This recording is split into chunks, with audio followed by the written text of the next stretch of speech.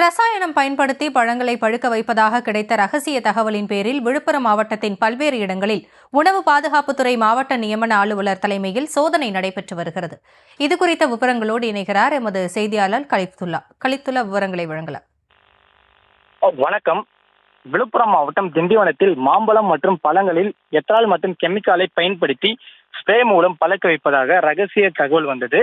இதன் பேரில் உணவு பாதுகாப்புத்துறை அதிகாரி, மாவட்ட நியமன அலுவலர் டாக்டர் ராமதேசன், உணவு பாதுகாப்பு அதிகாரிகள் மற்றும் துரை சௌஞ்சர்மணி மற்றும் அதிகாரிகள் இன்று திண்டிவனம் மற்றும் பல்வேறு இடங்களில் சோதனையில் ஈடுபட்டனர்.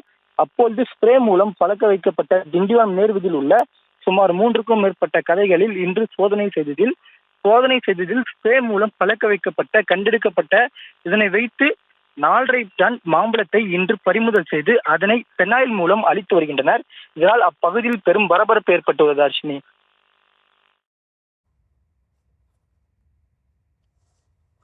விவரங்களுக்கு நன்றி கலித்துல்லா.